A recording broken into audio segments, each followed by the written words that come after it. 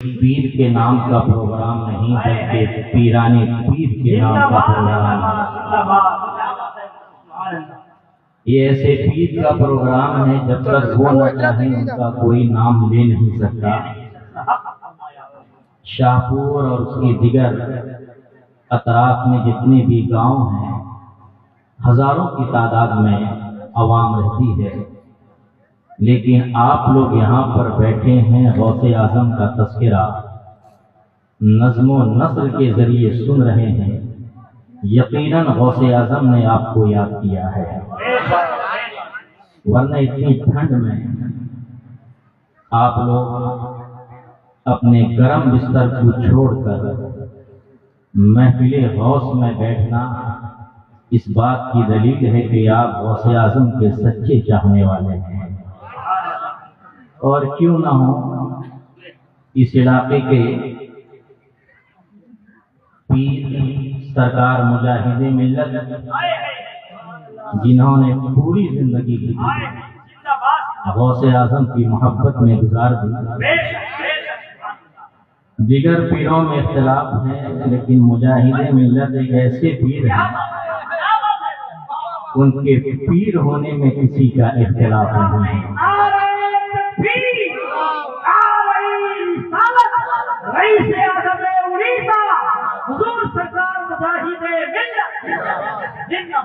واہ کیا مرتبہ ہے غوث ہے بالا تیرا، بلند آواز سے کہیے سبحان اللہ۔ جب تک آپ بولیں گے نہیں میں بھی صحیح سے منہ کھولوں گا نہیں، اسی لیے آپ کا بولنا ضروری ہے۔ اور مسلمان مومن تو بولنے میں بڑا مشہور ہے، جب بولنے پر آتا ہے تو قیصر و کسریٰ کو بھی فتح کر لیتا ہے۔ اسی لیے آپ لوگ میرا ساتھ دیں۔ سرکار اعلیٰ حضرت فرماتے ہیں، واہ کیا مرتبہ اے غوث ہے بالا تیرا، اونچے اونچوں کے سروں سے قدم اعلیٰ تیرا۔ سر بھلا کیا کوئی جانے کہ ہے کیسا تیرا، سر بھلا کیا کوئی جانے کہ ہے کیسا تیرا۔ اولیاء ملتے ہیں آنکھیں وہ ہے تلوا تیرا، اولیاء ملتے ہیں آنکھیں وہ ہے تلوا تیرا۔ وہ کیا دبے جس پہ حمایت کا ہو پنجہ تیرا، وہ کیا دبے جس پہ حمایت کا ہو پنجہ تیرا۔ شیر کو خطرے میں لاتا نہیں کتا تیرا۔ حضرات، رب قدیر کا ارشاد ہے، الذین آمنوا وکانوا یتقون۔ اس میں تمام تر چیزیں آ جائیں گی۔ جو یہ کہتا ہے کہ میرا پیر اللہ والا ہے، جو یہ کہتا ہے کہ میرا مرشد اللہ والا ہے، وہ اللہ کا ولی ہے، لیکن قرآن کی اس آیت نے تمام جھگڑے کو ختم کر دیا کہ ولی کون ہی یہ قرآن کہتا ہے۔ آئیے اس سے پہلے ہم اور آپ اس نبی ہاشمی کی بارگاہ میں خراج عقیدت پیش کریں گے جن کے اشارے سے ساری کائنات گردش کر رہی ہے۔ جب نگاہیں اٹھتی ہیں تو مادی طاقتوں کو پسینہ آنے لگتا ہے، جب تو رہے عرض پہ کھڑے ہو کر انگلی کا اشارہ کر دیں تو ڈوبا ہوا سورج اپنی منزل سے پلٹ آئے، جب کسی کھاری کنویں میں اپنا لعاب دہن ڈال دیں تو وہ کنواں ہمیشہ کے لیے چشمہ شیریں بن جائے، جب کسی دلہن کو چھو دیں وہ کسی دلہن کو اپنا پسینہ دے دے، وہ دلہن بھی مہکے، ساتھ ہی ساتھ اس کے کوکھ سے جو بچہ پیدا ہو وہ بھی مہک جائے۔ جب کسی بیمار کو چھو دیں تو وہ ہمیشہ کے لیے شفا یاب ہو جائے۔ بس یہی تک نہیں، جس کی حکومت چاند کی چاندنی پر ہے، جس کی حکومت دریا کی روانی پر ہے، جس کی حکومت سمندر کی طغیانی پر ہے، جس کی حکومت آبشاروں کے نغمے پر ہے، جس کی حکومت عرش و کرسی پر ہے، بس یہیں تک نہیں، پورے قرآن میں جس کا ذکر جمیل ہے۔ قرآن سے پوچھا گیا، بتا قرآن، ہم جس کا ذکر کر رہے ہیں اس کا چہرہ کیسا تھا، اس کی زلفیں کیسی تھی؟ تو قرآن پکار کر کہتا ہے، بسم اللہ الرحمن الرحیم، سبحان اللہ سبحان اللہ، والضحى والليل إذا سجى۔ آئیے اسی قرآن سے پوچھتے ہیں، قرآن یہ تو بتا اس کی آنکھیں کیسی تھی؟ تو قرآن پکار کر کہتا ہے، ما زاغ البصر وما طغى۔ لیکن قرآن یہ تو بتا دے کہ ان کا سینہ کیسا تھا۔ سبحان اللہ، تو قرآن پکار کر کہتا ہے، أَلَمْ نَشْرَحْ لَكَ صَدْرَكَ۔ گویا کہ قرآن پڑھتے جائیں، ذکر مصطفیٰ سنتے جائیں، قرآن ایک ایک چیز کو بیان کرتے جا رہا ہے۔ وہ کون ہے؟ کوئی اور نہیں جو رب کا محبوب ہے۔ وہ کون ہے؟ جو معراج کا دولہا ہے۔ وہ کون ہے؟ جو نبیوں میں سب سے اعلیٰ ہے۔ وہ کون ہے؟ جو رسولوں میں سب سے بالا ہے۔ وہ کون ہے؟ جو وجہ تخلیق کائنات ہے۔ وہ کون ہے؟ اس کے حکم سے پوری کائنات لرزہ پر اندام ہے۔ آج ہم اور آپ اسی بارگاہ میں درود پاک کی ڈالی عشق و محبت کی تھالی میں سجا کر آواز سے بلند پڑھیں، اللہم صلی علی سیدنا نبینا مولانا محمد مبارک وسلم، صلاۃ و سلام علیک یا رسول اللہ صلی اللہ تعالی علیہ وسلم۔ اے قرآن یہ بتا، ولی کون ہے؟ کیا بت کا پجاری اللہ والا ہو سکتا ہے؟ کیا لات کی پرستش کرنے والا اللہ والا ہو سکتا ہے؟ کیا منات کو پوجنے والا اللہ والا ہو سکتا ہے؟ کیا حبول کی پرستش کرنے والا اللہ والا ہو سکتا ہے؟ سورج کی روشنی کو دیکھ کر جو جھک جائے، کیا وہ اللہ والا ہو سکتا ہے؟ چاند کی چاندنی کو دیکھ کر اس کے سامنے گھٹنا ٹیک دے، کیا وہ اللہ والا ہو سکتا ہے؟ معبودوں کو پوجنے والا کیا اللہ والا ہو سکتا ہے؟ تو قرآن کہتا ہے، الذین آمنوا، اللہ والا وہ ہے جو ایماندار ہے، جو مسلمان ہے، جو مومن ہے۔ لیکن آپ یہ کہیں گے، ہم بھی تو کلمہ پڑھتے ہیں، کیا ہم اللہ والے ہیں؟ قرآن آگے کہتا ہے، وَكَانُوا يَتَّقُونَ، جو ایماندار بھی ہو، متقی پرہیزگار ہو، وہ اللہ والا ہو سکتا ہے۔ آپ کہیں گے، مولانا آپ کیسی باتیں کرتے ہیں؟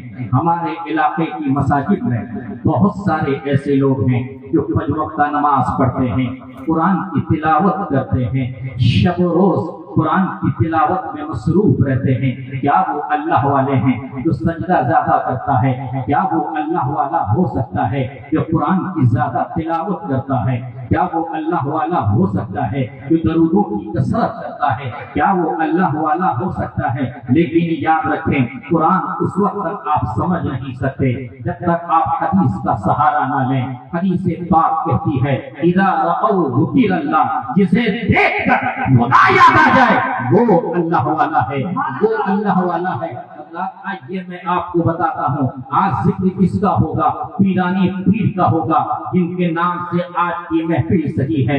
آپ لوگ اکٹھا ہوئے ہیں۔ میں اپنی تقریر میں ہمیشہ کہتا ہوں، مسلمانوں آپ اپنی قسمت پہ جتنا ناز کرو وہ کم ہے، اس لیے کہ آپ اس نبی کے ماننے والے ہو، وہ تمام نبیوں میں اعلیٰ ہے، تمام نبیوں کا سردار ہے، اور جس ولی کے ماننے والے ہو وہ تمام ولیوں کا سردار ہے۔ یعنی نبی کی امت ہونے میں بھی آپ اعلیٰ ہیں، پیر کے مرید ہونے میں بھی آپ اعلیٰ ہیں۔ آج یہ آپ کو بتاؤں، سرکار غوث اعظم سے پوچھا گیا، سرکار غوث اعظم سے پوچھا گیا کہ بتائیں آپ کو پتہ کب چلا کہ آپ اللہ کے ولی ہیں؟ سرکار غوث اعظم فرماتے ہیں، جب میں چھوٹا تھا مدرسہ جا کر پڑھنے کے لیے میرے پیچھے پیچھے فرشتے آتے، جب میں مدرسہ پہنچ جاتا فرشتے یہ کہتے افسحوا لی ولی اللہ، یعنی اللہ کے ولی کے لیے جگہ دے دو تو میں سمجھ گیا کہ میں اللہ والا ہوں، اللہ کا ولی ہوں۔ بس یہیں تک نہیں، اور آگے بڑھیں۔ سرکار غوث اعظم نے ایک مقام پر فرمایا یہ بھی ایک دنیا ہے، آپ لوگ یہاں پر موجود ہیں، ایک دنیا وہ تھی جسے روحوں کی دنیا کہی جاتی ہے، ابھی آپ لوگ اس دنیا میں آئے نہیں تھے، تمام روحوں کو اللہ نے جمع کر کے یہ کہا تھا کہ بتاؤ کیا میں تمہارا رب نہیں ہوں؟ تو تمام روحوں نے کہا تھا بلا، کیوں نہیں، تو ہمارا رب ہے۔ سرکار غوث اعظم فرماتے ہیں روحوں کی دنیا میں مجھے پتا چلا تھا کہ میں اللہ والا ہوں، اللہ کا ولی ہوں۔ بس یہیں تک نہیں، سرکار غوث اعظم 18 سال تک جیلان میں رہے، جیلان میں رہ کر علم دین انہوں نے حاصل کی، اور جیلان سے ایک موقع وہ بھی آیا، سرکار غوث اعظم جیلان سے بغداد کی طرف سفر کرتے ہیں۔ جب بغداد میں پہنچتے ہیں، میں آپ کو بتاؤں جیلان کہاں پر ہے، یہ ایران کا ایک شہر ہے۔ سرکار غوث اعظم وہاں کے رہنے والے تھے، وہاں کی زبان عربی نہیں بلکہ فارسی تھی۔ سرکار غوث اعظم جب بغداد تشریف لائے، سرکار غوث اعظم عربی داں نہیں تھے بلکہ وہ عجمی تھے۔ سرکار غوث اعظم رضی اللہ تعالی عنہ 51 سال کی عمر ہو چکی ہے، لیکن سرکار غوث اعظم تقریر نہیں کر رہے ہیں، وعظ نہیں فرما رہے ہیں، خطاب نہیں فرما رہے ہیں۔ ایک دن کیا ہوا، 16 شوال المکرم تھا، دوپہر کا دن تھا، سرکار غوث اعظم کے پاس رسول اعظم تشریف لاتے ہیں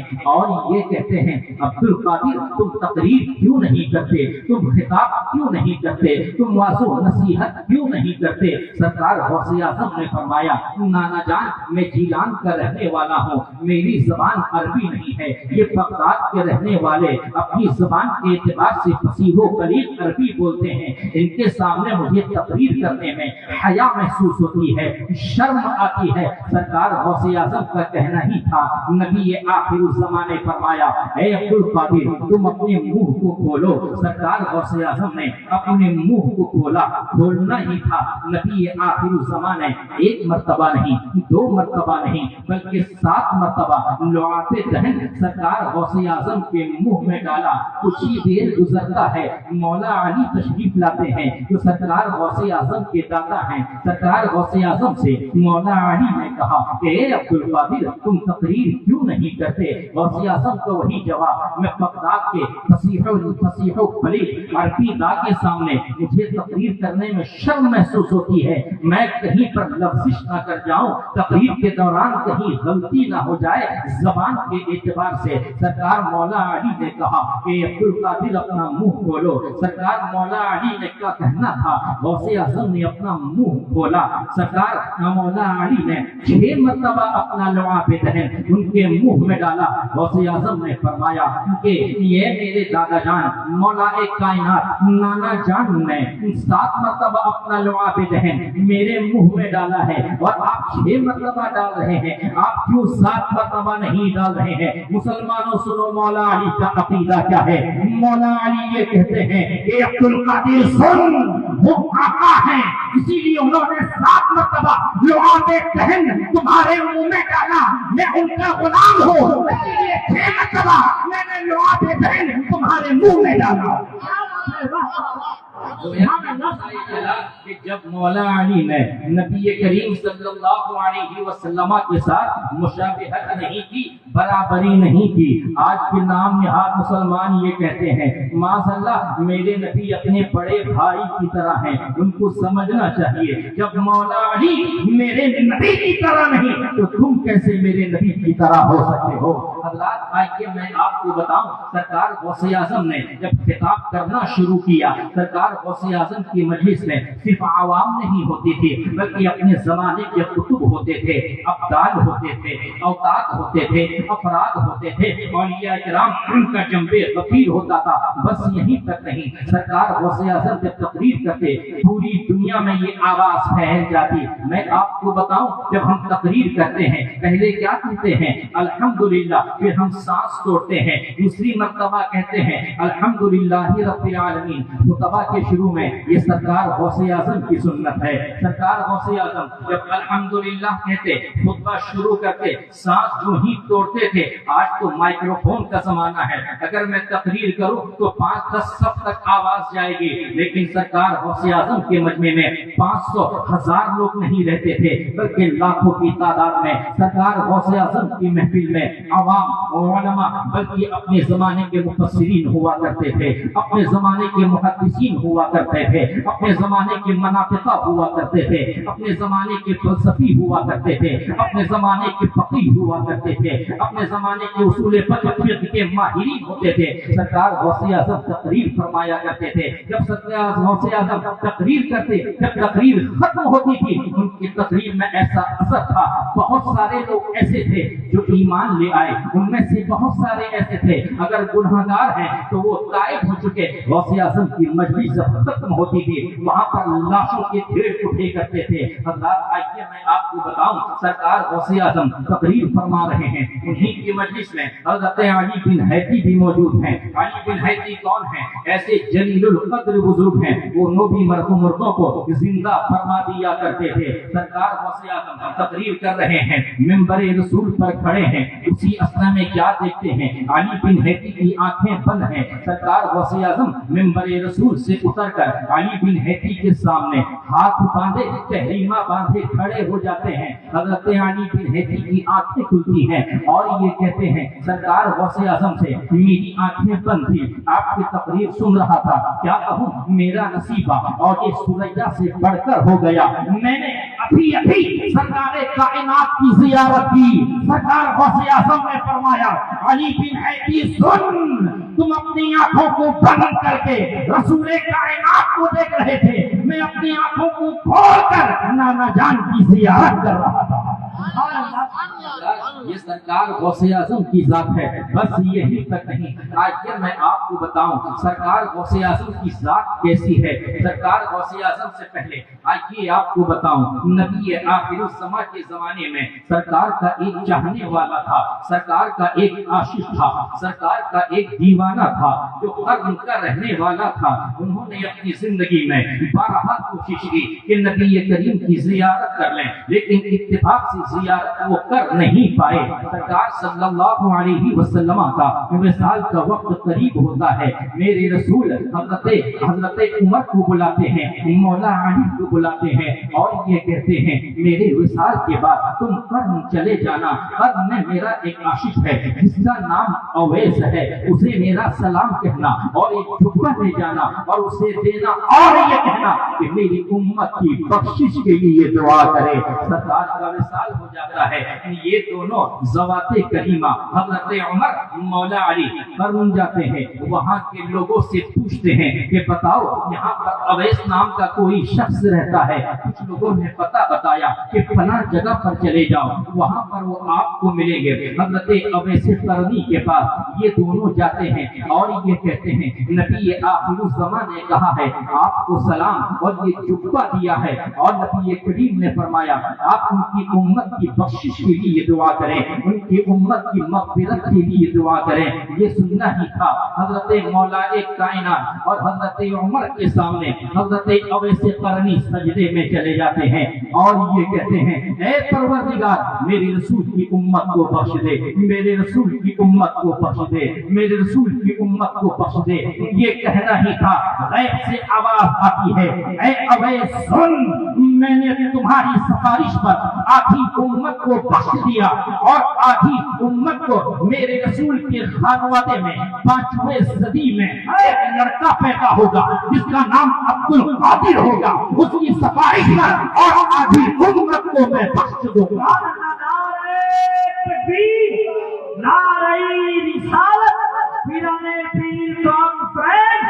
मुफ्ती आज़म उड़ीसा फैज़ान सरकार मुजाहिद मिल्लत। حضرات یہ سننے کے بعد سرکار اویس قرنی نے کہا جب یہ آواز آئی کہ میں اور آدھی امت کو عبد القادر جس کا نام ہوگا میرے نبی کی اولاد میں سے ہوگا، میرے رسول کے خانوادے میں سے ہوگا، اس کی سفارش پر میں آدھی امت کو بخش دوں گا، اور اس کا جو احترام کرے گا، اس کی جو عزت کرے گا وہ میرے نظر میں محبوب ہوگا۔ ایک وقت وہ بھی آئے گا وہ یہ کہے گا کہ میرا یہ قدم تمام اولیاء کرام کی گردنوں پر، تمام اولیاء کرام اپنی اپنی گردنوں کو جھکا دیں گے۔ حضرات میں یہیں پر رک کر کہنا چاہتا ہوں، میں نے پہلے بھی آپ سے کہا تھا آپ اپنی قسمت پہ جتنا ناز کریں وہ کم ہے۔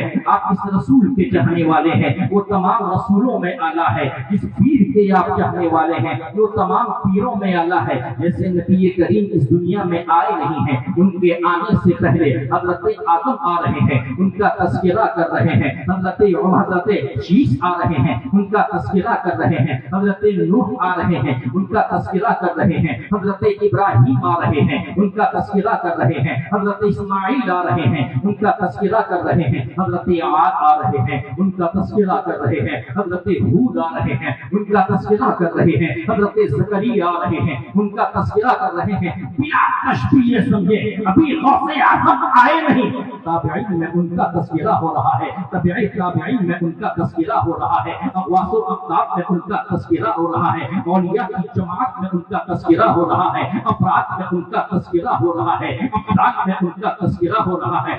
غوث اعظم کا زمانہ ختم ہوتا ہے، ہندوستان آ جائیں، حضرت خواجہ آ رہے ہیں، غوث اعظم کا تذکرہ کر رہے ہیں۔ بریلی آ جائیں، امام احمد رضا غوث اعظم کا تذکرہ کر رہے ہیں۔ حجت الاسلام غوث اعظم کا تذکرہ کر رہے ہیں۔ مفتی اعظم ہند غوث اعظم کا تذکرہ کر رہے ہیں۔ مجاہد ملت غوث اعظم کا تذکرہ کر رہے ہیں۔ مفتی اعظم اڑیسہ غوث اعظم کا تذکرہ کر رہے ہیں۔ اور حق تو یہ ہے آج شاہپور میں جو محفل سجی ہے، اس محفل میں بھی غوث اعظم کا تذکرہ کر رہا ہے۔ سبحان اللہ، سبحان اللہ۔ حضرات یہ سرکار غوث اعظم کی ذات ہے۔ سرکار غوث اعظم کا تذکرہ صرف آج نہیں، کل نہیں، بلکہ قیامت تک ہوتا رہے گا، اس لیے کہ ہر ولی کسی نہ کسی نبی کے قدم پر ہے، لیکن سرکار غوث اعظم ہمارے رسول کے قدم پر ہے۔ یعنی جو ولی جس نبی کے قدم پر ہوگا اس کا تذکرہ ہوتا رہے گا۔ سرکار غوث اعظم کا تذکرہ اس وقت تک ہوتا رہے گا جب تک میرے رسول کا تذکرہ ہوتا رہے گا۔ اللہ بس یہیں تک نہیں، آئیے میں آپ کو بتاؤں، ان میں سے بہت سارے آپ لوگوں میں سے ایسے ہیں جو حضور تاج الشریعہ سے مرید ہیں، کچھ لوگ ایسے ہیں جو مجاہد ملت سے مرید ہیں، کچھ ایسے ہیں جو مفتی اعظم اڑیسہ سے مرید ہیں، کچھ ایسے ہیں والد گرامی شیر اہل سنت سے مرید ہیں۔ آئیے میں آپ سے پوچھتا ہوں، یہ بتاؤ جب آپ نے مجاہد ملت سے آپ نے بیعت دی، کیا مجاہد ملت نے یہ کہا کہ یہ کہو کہ میں نے اپنا ہاتھ حبیب الرحمان کے ہاتھ میں رکھا؟ جتنے بھی مجاہد ملت کے مریدین ہیں کہیں گے نہیں نہیں، سرکار مجاہد ملت نے یہ نہیں کہا تھا۔ جو تاج الشریعہ کے مرید ہیں میں ان سے پوچھتا ہوں، کیا جب تاج الشریعہ نے آپ لوگوں کو مرید کیا تھا کیا یہ کہا تھا کہ کہو کہ میں نے اپنا ہاتھ اختر رضا خان ازہری کے ہاتھ پہ رکھا؟ آپ کہیں گے نہیں نہیں۔ مفتی اعظم اڑیسہ کے مریدوں سے پوچھو، کیا وہ انہوں نے یہ کہا تھا کہ کہو کہ میں نے اپنا ہاتھ سید عبد القدوس کے ہاتھ پہ رکھا؟ آپ کہیں گے نہیں نہیں۔ کیا والد گرامی مرید کرتے ہو، کیا انہوں نے یہ کہا تھا کہ کہو کہ میں نے اپنا ہاتھ سید علی رسول حبیبی ہاشمی کے ہاتھ میں رکھا؟ آپ کہیں گے نہیں، بلکہ آپ سے پوچھا جائے تو آپ یہی کہیں گے مجاہد ملت نے جو کہا، تاج الشریعہ نے جو کہا، مفتی اعظم ہند نے جو کہا، حجت الاسلام نے جو کہا، یہی کہا کہ کہو میں نے اپنا ہاتھ غوث اعظم کے ہاتھ میں رکھا۔ گویا کہ پتہ یہ چلا آپ ازہری میاں کے مرید بعد میں ہیں، حجت الاسلام کے مرید بعد میں ہیں، مفتی اعظم ہند کے مرید بعد میں ہیں، مجاہد ملت کے مرید بعد میں ہیں۔ اگر پہلے مرید ہیں تو سرکار غوث اعظم کے مرید ہیں۔ سرکار غوث اعظم نے فرمایا ہے کہ پروردگار اعظم ہے مجھ سے وعدہ کیا ہے قیامت تک جتنے بھی مریدین میرے ہوں گے ان تمام مریدوں کو جنت میں داخل فرمائے گا۔ میں یہ کہتا ہوں ہمارا غوث جھوٹا ہو نہیں سکتا، کیونکہ ہم جس غوث کے ماننے والے ہیں اس غوث کا تذکرہ آج سے نہیں ہے، ہم غوث کا تذکرہ صحابہ کے زمانے میں، تابعین کے زمانے میں، تابعین کے زمانے میں ہوا ہے۔ آج پھر میں آپ کو بتاؤں، نبی آخر الزمان جب معراج کے لیے تشریف لے جا رہے تھے، نبی کریم صلی اللہ علیہ وسلم کے پاس حضرت جبرائیل تشریف لائے اور انہوں نے کہا کہ پروردگار عالم مشتاق ہے آپ کی زیارت کے لیے۔ نبی آخر الزمان حضرت ام ہانی کے گھر سے چلتے ہیں خانہ کعبہ کے پاس، رسول آخر الزمان کے شکم سینے کو چاک کیا جاتا ہے اور دل کو زمزم سے دھلا جاتا ہے۔ ایک سواری لائی گئی تھی، اس سواری پر نبی کریم کو سوار کر کے لے جایا گیا۔ جب سواری پر سرکار نبی آخر الزمان جب سوار ہونا چاہے، اسی اسنے میں سرکار غوث اعظم نے اپنا کندھا پیش کر دیا۔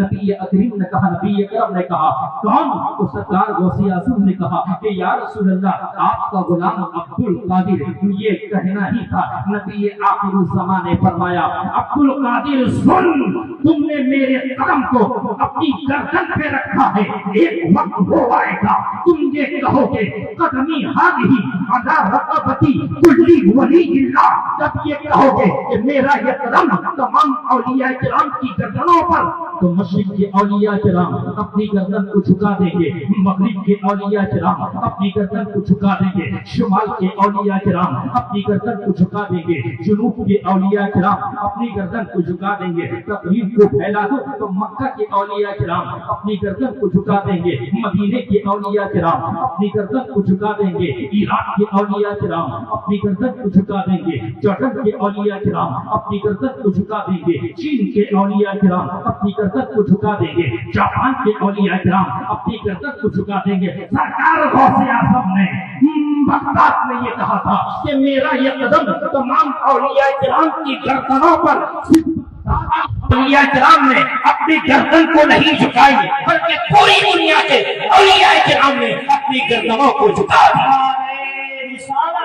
حضور شیر اہل سنت شہزادہ مفتی اعظم اڑیسہ، شہزادہ مفتی اعظم اڑیسہ، حضور شیر اہل سنت، مناظر اہل سنت، مناظر اہل سنت، حضرت علامہ مولانا مفتی سید آل رسول صاحب قبلہ حبیبی ہاشمی، نعرہ تکبیر، نعرہ رسالت، مسلک اعلی حضرت، مسلک اعلی حضرت فیضان تاج الشریعہ مفتی اعظم اڑیسہ، فیضان مفتی اعظم اڑیسہ۔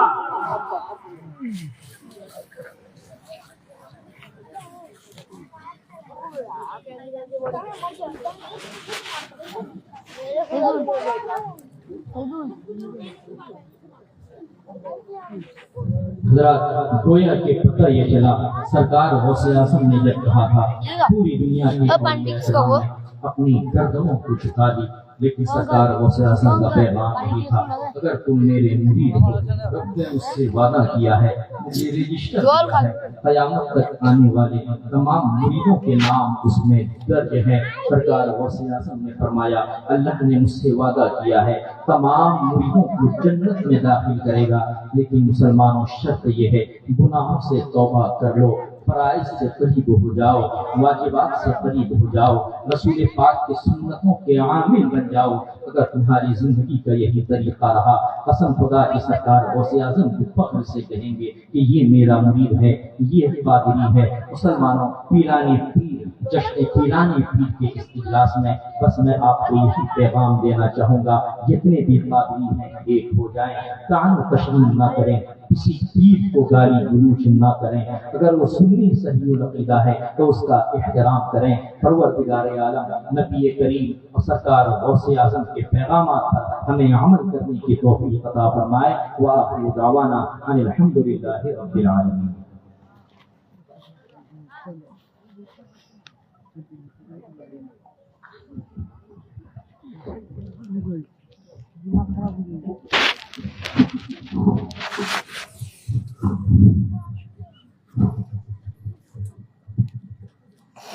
کوئی محمودی بنے، کوئی ایازی بنے، حضرات آپ